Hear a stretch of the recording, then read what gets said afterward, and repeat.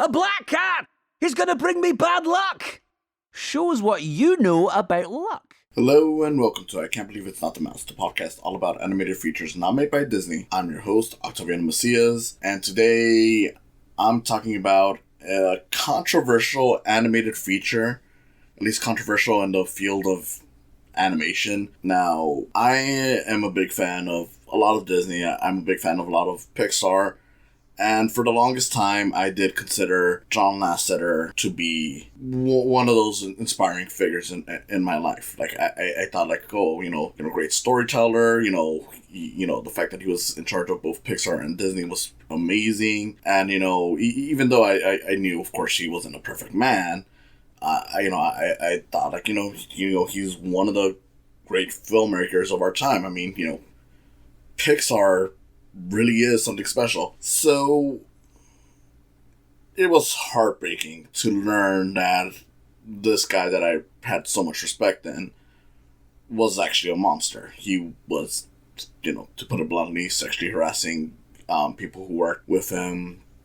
For years they were covering it up, and even when it was revealed, they were still kind of hiding it. They were just saying, like, oh, he was touchy, he would hug people too much, or stuff like that. And it's like, yeah, be honest, that wouldn't be why he would get in trouble. Like, that might raise some flags, but, if it was just something as simple as that, I'm pretty sure most people would have been like, he's not a bad guy, he's not doing anything wrong.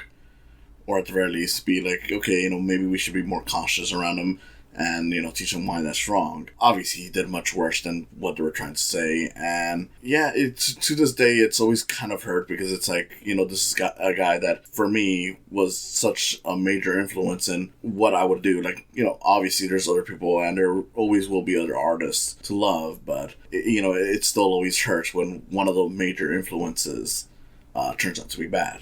When they kicked them out of Disney and Pixar, I fully understood, and I was like, yeah, this guy shouldn't come back to this field. Of course, there's always a chance of him changing, and if that's true, fine, but it's still much more of a process than just, a couple of years without doing a movie, and then he's back. Like, it takes some actual apologies, it takes some, it would be a lot of hard work, and, I haven't seen it, or at least haven't heard any of it come through with John Lasseter. When a new movie of his was announced, he was put in charge of Skydance Animation, and they were doing a movie called Luck, which is what I'm talking about today. There was not much confidence. It was still like, yeah, this is not a good idea, because if he's, still harassing people, this is not going to be good. And from my understanding, it was not a pleasant picture at Skydance. Apparently people were leaving. Emma Thompson was at one point supposed to be in this movie, but she left because of that. And it's been said that while he was at meetings in this, he would constantly fall asleep. It's been said that they had to pass around notes saying, like, oh no, he's a different man now at Skydance, which is like, that's never a good sign. And yeah, it's just a whole bunch of things. So it's like, yeah, this is not a good idea to do this. But you know what? He did do some good movies while he was at Pixar. He was in charge of Disney for a bit, and, most of what he produced, was pretty good. So as much as I do not support what he's doing, the movie cannot turn out that bad, right? Luck has to be at least a fairly decent movie. I mean, obviously, there's going to be controversy no matter what. Obviously, I do not support what he does, but I do think that, okay, doing the whole ignore, separating artists from the art, and considering that there's other people that work on this, it's gotta be at least decent. It's gotta be fine. I'm not proud of it, but, I'm not gonna, use the actions of one man to disparage the action of a lot of people, because, of course, if you were to do that, then there'd be a whole bunch of movies that would just lose all quality. And not that that's necessarily something that I'm saying. Like, I'm not saying that, oh, we should ignore what one man does because, other people work on the movie. Obviously not. I'm just saying, like, it's nuanced, I guess is what I'm trying to say. Like, it's going to be complicated. I'm not going to be happy about, the fact that this guy is looming large over a production that is, whatever the quality of it is, the fact that he's involved with it. But given his past work, I'd assume that maybe it's at least decent, an uncomfortable but decent watch. Then reviews started coming in for this movie, and they were trashing it, and I'm like, okay, not that they're wrong. At least I didn't feel like they were wrong, but I was just like, maybe they're just, going off of, John Lasseter the man instead of the movie. And even though I understand that, and I will not disrespect that, because if you feel like, him being a monster is more than enough for you to disqualify this movie, I get it. But, I do feel like, okay, is that really giving a fair shake to this movie? So, okay, let me go in it with open mind. It's probably fine. It's probably just not a great movie, and him looming over it is what makes it worse.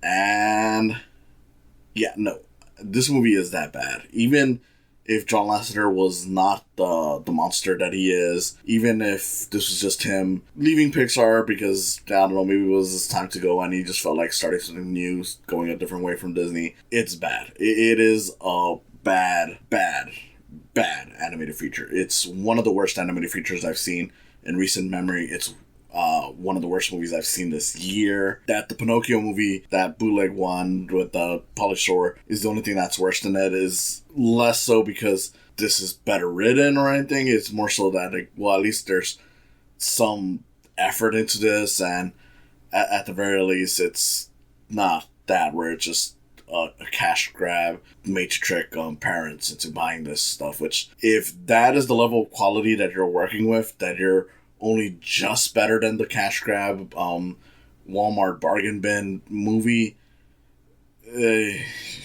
yeah, that is not a great sign. And it's disappointing because, again, you got, someone who was talented on this, but it's like, yeah, regardless of John Lasseter was like, this movie would still be shit.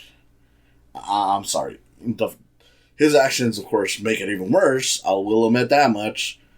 But even trying to separate the artist from the art, you made a bad movie. And yeah, this is far and away one of the worst things I've ever seen from a guy, doing his post-studio follow-up. Jeffrey Katzenberg, one of the other former heads of Disney Animation, he was kicked out in the 90s for much, something. He was still a pretty shitty person, but not in the same way as, being a sexual harasser. But, he was a pretty shitty person, and he started DreamWorks, company that has had great movies. And, the first movie he did, the first movie that, he put out from his new studio once he took over was Ants, which is a fairly good movie. It's not great. It's not anything too special. And admittedly, that also has its own problems given who's the lead in it. But it's at least a fairly decent movie. Even going beyond that, whether it's The Prince of Egypt, The Road to El Dorado, and of course eventually Shrek. Those are all, solid movies.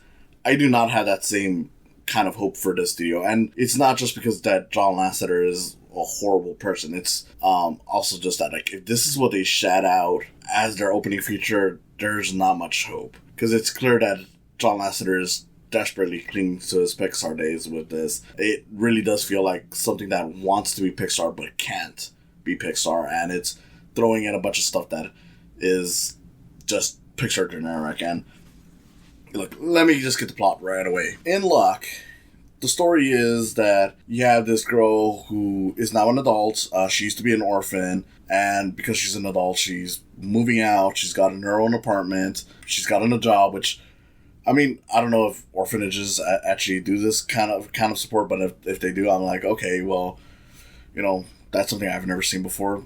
Neat, but not something that special. But, whatever.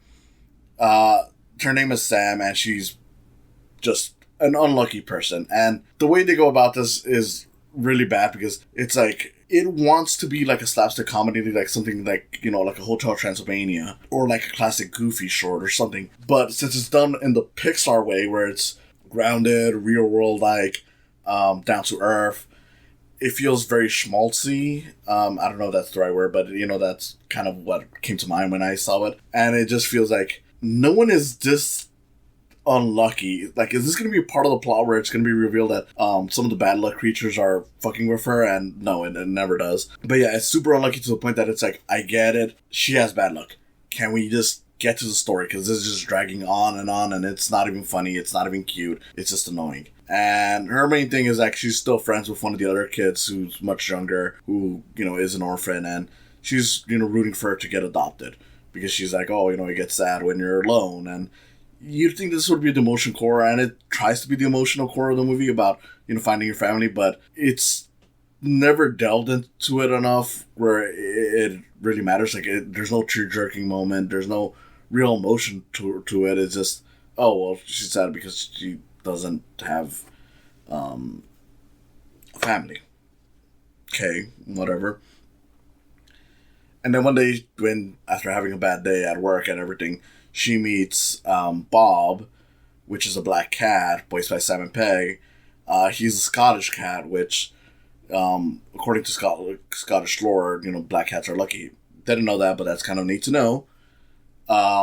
And Bob leaves behind a lucky penny, which makes Sam very lucky, but then she accidentally loses it, and it turns out that Bob didn't give it to her, he just accidentally dropped it, and this is where pretty much most of the story comes in, because she's trying to help him find the coin, while he's trying to figure out how to get the coin, and pretty much not lose his job, because him losing the coin will result in him being banished. Doesn't really make much sense, because as the movie goes on, they reveal that there are ways to find lucky coins. So it'd be like, why don't you just apologize to the people in charge? Like, hey, look, you know, the collar that I was given, you know, accidentally dropped it, and you know, it's not my fault. So, you know, I shouldn't be banished. And even when that part of the plot is kind of resolved, that's kind of the gist of what he says. So it's like, well, why did we go on this whole adventure of you two trying to find a way to get this lucky coin, to replace the lucky coin you lost, or to just get the lucky coin back, or whatever? It's such a bizarre story choice that just drags on, and it's just boring. I mean, it's clearly like the whole Pixar thing of, oh, two characters are lost, but they're finding their way through the world, except only one of the characters is actually lost, which is the girl. The cat is, I mean, he's in his own world, and he's aware of everything. So it's just like, wait, shouldn't you be aware of, like, half of this stuff? And I know that they eventually reveal, like, oh yeah, he's actually a bad luck cat, because he's actually an English cat, which made me laugh my ass off, I'm not gonna lie. Because, and this is unintentionally, because, you know, Simon Pegg is doing, this thick Scottish accent, and then he completely drops it once he reveals that he's actually an English cat who's not lucky. Because he's like, oh, I'm not a Scottish cat. I'm an English cat. It's like, granted, not like that, and, you know, much better. I'm sorry if I've offended anyone, but that's kind of where it's at, and I'm like, why? Like, this is so stupid. It's sad, because it's like, these are all beats that have been done in other movies, but better. And it's like, this is what you put out, but whatever. Like, so that's generally the story. And, you know, even that kind of screws everything up, because it's like, okay, so he actually had a second lucky coin with him the entire time. It's just that he wasn't giving it away, because then he would have lost his good luck, which I'm like, why didn't you just put that in when you needed to be checking your coin? That way they wouldn't have noticed, especially considering that, you know, once he finds out, like, oh yeah, they have a drone where they could locate the coin, he could have easily just been like, okay, here's, you know, my coin, and once I get the other one, I'll keep that one. Like, it makes no sense, and we're never given enough time to fully understand, like, why he chose this life, other than because good luck is good. We don't get a sense of, like, oh, how was his life in the bad luck world, or, you know, whatever. Like, I know they do try to do the whole, like, oh, well, bad luck is actually good, because sometimes, you know, when you have bad luck, you look at the bright side of things, or you meet people that you normally wouldn't have if you only had good luck, which I'm like, that's not a great message, but it's a fair message. But it never really comes across to the cat in any meaningful way. So it's like, why? And of course, because we can't just end it like that. Once the thing is solved, once they find their coin and all that BS, eventually Sam is like, okay, well, what if we turned off all the all the bad luck, so that we could only have good luck, just for a little bit, just so my friend could get adopted. You know where this is going. It turns out that turning off bad luck is bad because it, destroys the machine, and now everything's all messed up. I mean, they say that everyone's going to have bad luck, but it seems more like everyone's just not going to have good or bad luck, which is just like, wait a second, then isn't that just regular life? I mean, sometimes good things happen to you, sometimes bad things happen to you, what? But then once they figure out a solution to it and find, because it's like, oh, there needs to be a good luck stone and a bad luck stone to balance everything out. Jane Fonda, who plays this good luck dragon, like the person who's in charge of like the good luck world, turns out to be like the twist Pixar villain, and it's just like, oh, I don't like bad luck, so I'm gonna just put in 2 good luck stones. That way, we have nothing but good luck. Which I'm like, didn't you just see what just happened? There was nothing but good luck, and then everything collapsed. Like, you're really just gonna risk that all again for this. And of course, it's even more of a waste of time because the main character even tells her, like, within like 2 minutes, hey, this is wrong, don't do it. And she's like, oh, okay, yeah, you're right, it's wrong. Her friend gets adopted, but she visits her, and the cat lives with her now, and the end. And it's just like, this is such a stupid fucking movie. Just this whole journey of them trying to get the coin, which, the cat already had an extra coin, so that didn't make sense. And exploring this world, which they don't even properly explain, because it's like, okay, I get an idea of how good luck works, and but them setting up like, okay, in Scotland, black cats are good luck. You think like, okay, so there's going to be a multicultural look at luck, which might have been interesting, but no, they mostly just stick to Irish good luck and that little bit of Scottish good luck. So okay, bad luck world barely even touched upon. It's just, oh well, there's like ugly creatures like trolls and roots, which I guess is like the root of all problems. I don't know, but I don't know. It's not a well-crafted world. It's not like Pixar where it's like, oh yeah, once you get an idea of how like the brain works, it feels like that's exactly how it would be like. Or like with Monsters Inc. with the monster world, it feels like that's how it would be like. Of course, there's always different interpretations, but none of it feels like this is like a well thought out, fully fleshed out world that teaches you how luck would be like in this world. It just feels like a half-assed world, and that's not good because it's not. It's just lazy storytelling, and it's not interesting. It's not fun. It's just bad. I mean, I'm not gonna lie. I did. Even though I mentioned that I haven't watched Illumination movies for who knows how long, to kill some time, a few weeks back I did end up watching the Minions sequel, which, not a great movie. Same problems that I've always had with Illumination, but you know what? I would rather watch that again over this trash. It's that bad. I mean, the whole thing is just lazy and, like I said, full of the stuff that you wouldn't normally see in Pixar movies, to the point that it's just like, this is the guy that was in charge of Disney at one point? This is the guy that, crafted so many classics? Like, this movie's even advertising itself as from the visionary who brought you Toy Story and Cars. And look, I say this as a fan of Cars. I don't care, who says like, well, that should have been an indicator. Like, no, even if you don't like Cars, this is much worse than Cars. And I say that as someone who does like Cars, but trust me, at least with Cars, it's still a pretty fully realized world, even though people question certain things, but I feel like that's just stuff that's overboard. It's kind of like questioning why security cameras don't catch toys moving around in Toy Story. And the one time they did acknowledge that, it's just like, okay, but why is it only a toy monkey looking at it? Whatever.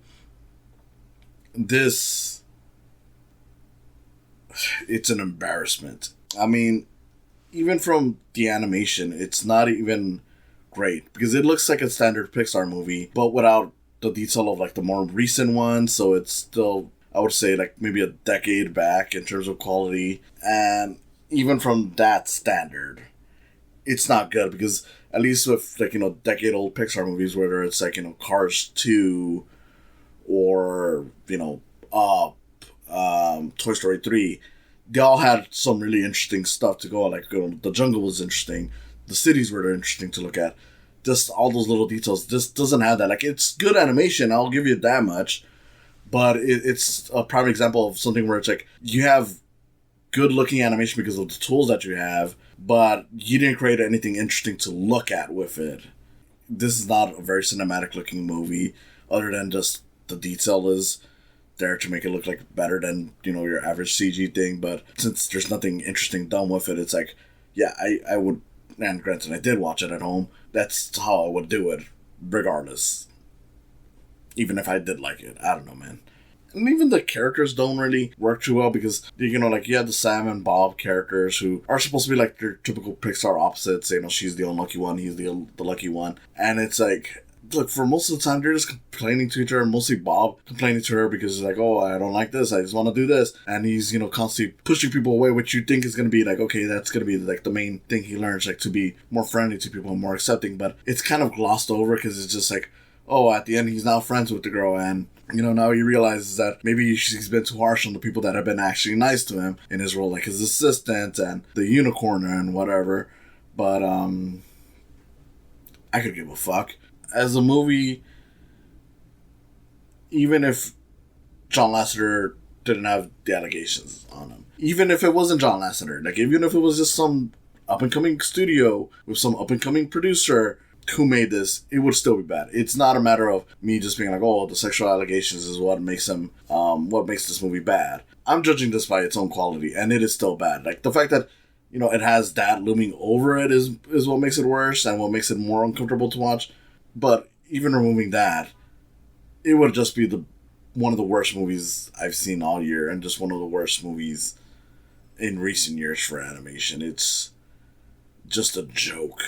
Like, I don't really like being this negative, and I really was hoping going into it that there would be something nice about it, because I was kind of hoping that I could say, like, look, it is everything that's wrong with it, with John Lasseter is of course bad for this, and it does suck, but you know what, I was hoping that this would be another, fair competition for Disney.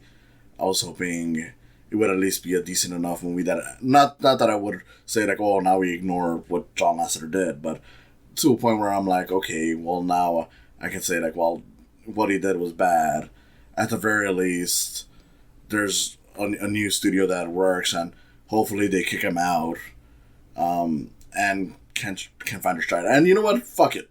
I hope they do kick him out. I do hope that it turns out that by kicking him out, their next feature is much better, which hard to say considering that a lot of former Disney people are coming over to him. Like Brad Bird is one of the people coming over to him, which I'm like I get it. You're friends with the guy, and he stood by your side, but I don't know, man. Like if you're looking at all the stuff he did and are still willing to support him, even though he hasn't made an effort to actually change, you're kind of part of the problem. So that's really disappointing on your end too.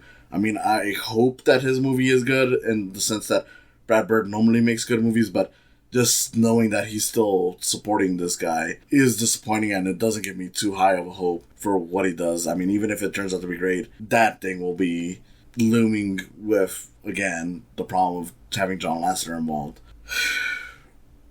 I don't know. I really don't know. I don't want to be super negative. Because, going beyond the animation, like, the voice cast in this is fine for the most part. Luck, has celebrities like, you normally would expect with animated movies now. But they do use them well.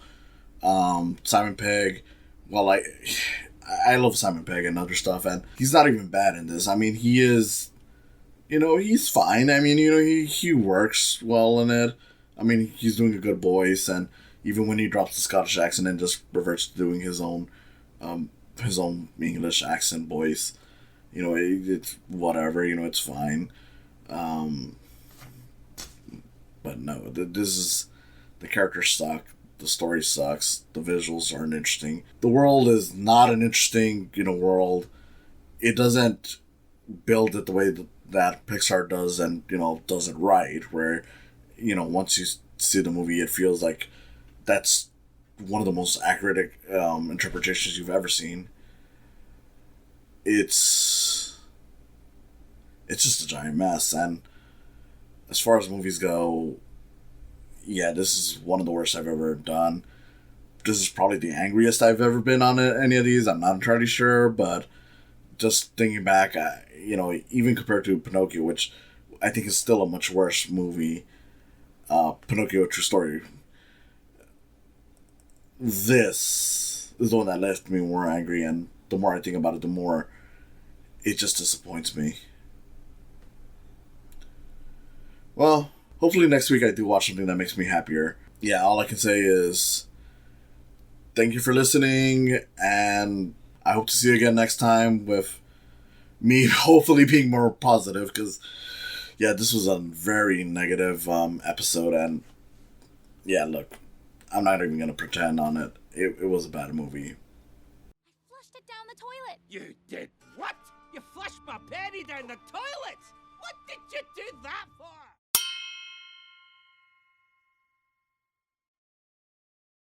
Thank you for coming on and listening to me today. If you enjoyed it, you can always subscribe to my YouTube channel. You can follow my podcast. It's on Podbean, Spotify, or Apple Podcasts. And if you want to support me even more, there's always the option of Patreon.